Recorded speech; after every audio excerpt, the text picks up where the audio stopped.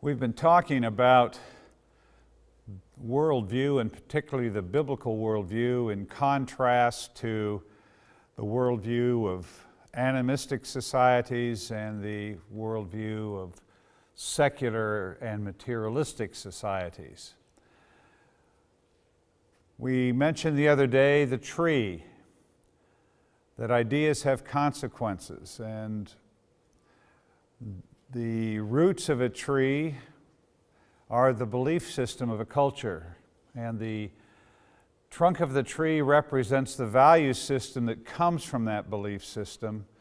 The branches of the tree reflect the behavior of the people that comes from the value system, and then the fruit represents the consequences of the behavior and the things that we see in our societies.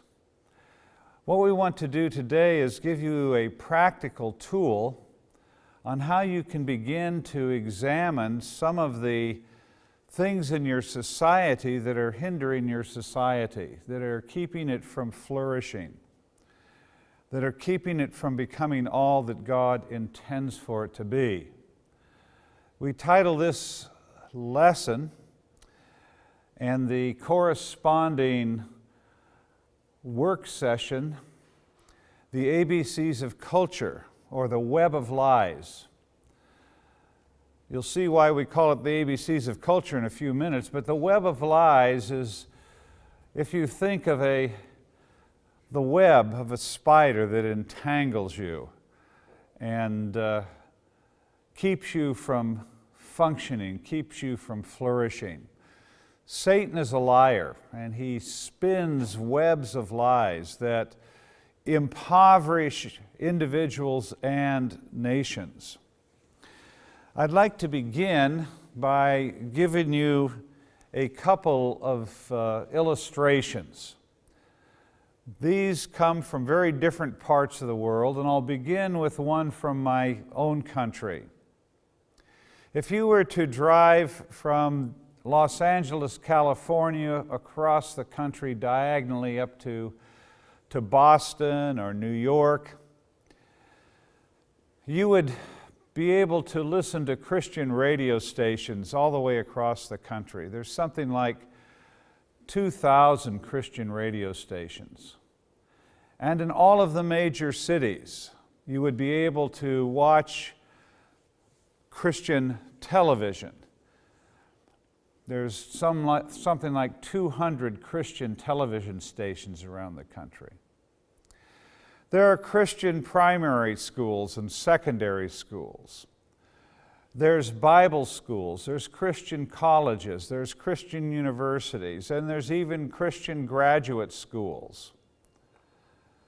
There's Christian newspapers and Christian magazines. If you were to color the United States Christian by color, you would color her Christian. And yet today, we kill 1.2 million babies a year through abortion. Yet today, within the church, the breakup of families is approaching that of the breakup of the society as a whole. Today in the state of Oregon, they've passed a law that allows for physician-assisted suicide. It's nicely called, nicely packaged, death with compassion, or a compassionate ending to life.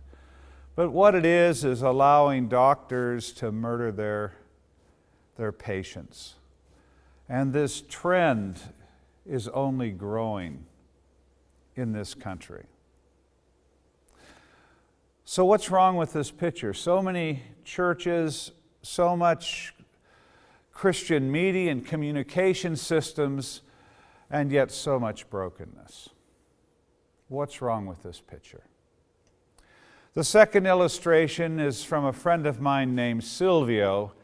Silvio, at the time he told me this story, was a nurse. He worked for Youth with a Mission and he worked on a boat on the Amazon River, and this boat would go up and down the Amazon River. And Silvio was part of a medical healthcare team. And they would get off the boat and go up into the tributaries of the Amazon as far as they could in a canoe, and then if they had to, they would walk further to these very remote villages. And Silvio told me that 35 years ago there were no Christians in this part of the world. These were unreached people groups. But missionaries came in, preached the gospel, and planted churches. And then they would go deeper into the jungle and they would preach the gospel and plant churches. And now all over this region of the Amazon, there are churches and Christians. And Silvio said when he goes into these communities, he is really troubled. These communities are so poor that the men in the communities sell their daughters' sexual services for cash. And he said the thing that really makes him cry is that the Christian fathers sell their daughters' sexual services for cash. What's wrong with this picture? The next illustration comes from a major global missions conference that took place a dozen years ago. There were 2,000 missionaries that gathered from all over the world. And one of the leading missions strategists in the world was tasked with telling the history of global missions. And every day he would speak in plenary session, following the flow of missions around the world. And he started out with a PowerPoint that showed how the whole world was unreached and the church was very, very small. And as we moved through time, the church grew larger and larger, and the numbers of people to be reached grew smaller and smaller.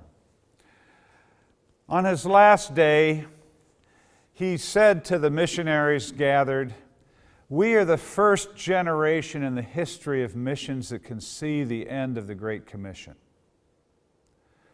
And that statement sent electricity through the crowd. And they all stood and gave him a standing ovation. To think 2,000 years of missions history.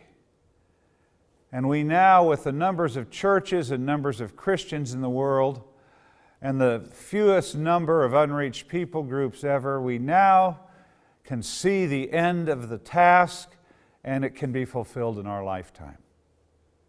And as a missionary, sitting there hearing that, just to think, I can be part of the generation that completes the task. After he finished talking, the next person to stand up was going to give a case study of how missions had come to her country and had impacted her country. And she came up and told how in her country 100 years before you could count the number of Christians on your hands. There were very few. How missionaries came and preached the gospel and planted churches. And now there are churches all over her country, Christians all over her country. And she said, today 80% of the people in my country profess Christ. And there was wonderful applause. Isn't this a great case study? There were no Christians 100 years ago. Now 80% are Christians. This is a great story.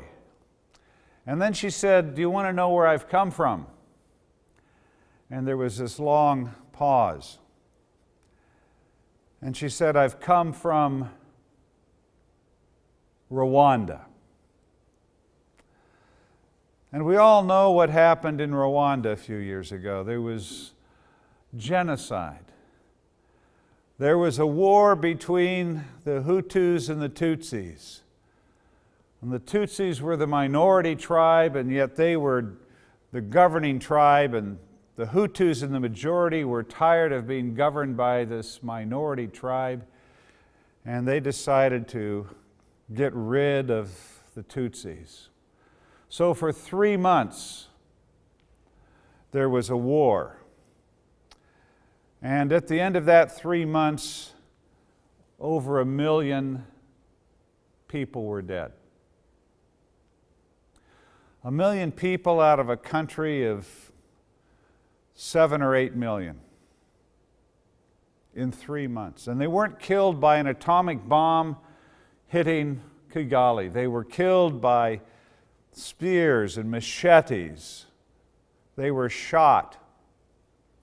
The kind of warfare where you're looking into a person's eyes when you kill them. Neighbor killing neighbor. Christian killing Christian. Is this the end of the Great Commission? I think not. What's wrong with all three of these images? In all three, you see the gospel going out, you see people professing Christ, you see churches being planted, and in all three, you do not see discipleship taking place on the level of culture. There may be discipleship on the level of spiritual disciplines, maybe, where people who profess Christ are taught to pray, to read the Bible, to attend church, and to witness. These are the spiritual disciplines, and they're fundamental to the Christian's life, but they are not sufficient for the transformation of a society. They're not sufficient for the discipling of nations. So we have been very successful at what we set out to do. We've been successful at saving souls for heaven and planting churches, but we have not discipled at the level of culture. And thus we have not fulfilled the Great Commission. I remember being in Rwanda after the genocide, and the lead pastors in the country were planning a new evangelistic effort. And in the conference, I looked at them and I said, "Why are you planning an evangelistic effort? What if 100% of Rwandans profess Christ and they still kill each other?" You don't need another evangelistic effort. What you need to do is disciple at the level of culture. Now, I'd like you to think for a few minutes, what other issues can you see, other situations where there has been evangelism and church planting, but where you have seen very little results? And what does this mean for the task of the church?